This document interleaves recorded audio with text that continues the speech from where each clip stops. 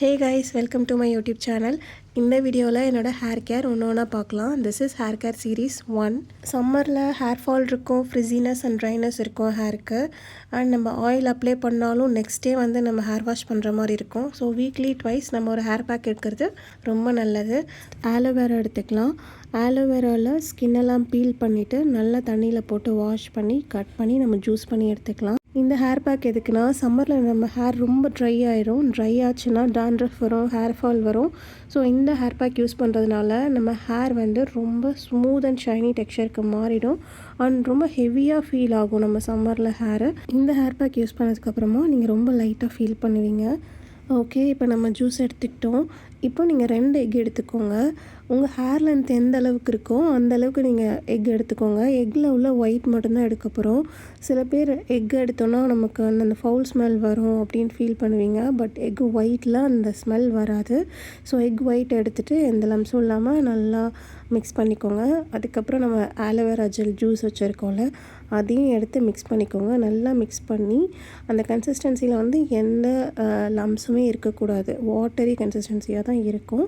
அந்த மாதிரி நல்லா மிக்ஸ் பண்ணிவிட்டு உங்கள் ஹேரில் நீங்கள் கொஞ்சம் கொஞ்சமாக ஃப்ரம் ரூட்லேருந்து அந்த டிப் வரைக்கும் கொஞ்சம் கொஞ்சமாக நீங்கள் அப்ளை பண்ணணும்.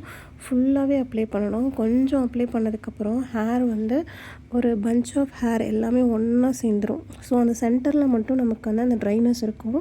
ஸோ இது கொஞ்சம் லேட் தான் ஆகும். கொஞ்சம் டைம் எடுத்து ஹேர் ஃபுல்லாக அப்ளை பண்ணிக்கோங்க.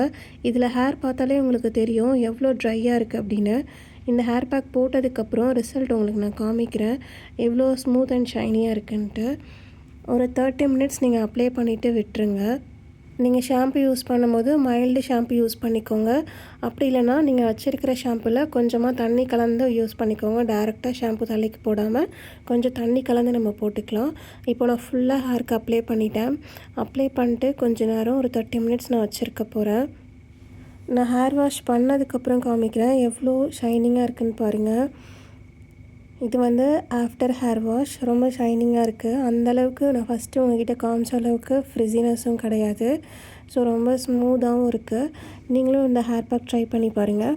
அண்ட் டாண்ட்ரஃப் இருக்குது அப்படின்னா, டாண்ட்ரஃபே போகலை அப்படின்னா நெக்ஸ்ட்டு சீரீஸில் நான் டாண்ட்ரஃப் போகிறதுக்கு என்ன ஹேர் பேக் நான் யூஸ் பண்ணுவேன் அப்படின்னு நான் அப்டேட் பண்ணுறேன். அண்ட் இதுக்கு இந்த ஆயில் தான் போடணும், அந்த ஆயில் தான் போடணும் அப்படிலாம் எதுவுமே இல்லை. நீங்கள் கோகோனட் ஆயிலே யூஸ் பண்ணலாம். பட் நம்ம வந்து வீக்லி ட்வைஸ் ஒரு ஹேர் பேக் எடுத்து தலையில் டாண்ட்ரஃப் இல்லாமல் பார்த்துக்கணும். தலையில் டாண்ட்ரஃப் இல்லைன்னா நம்ம ஃபேஸில் வந்து பிம்பிள் வராது.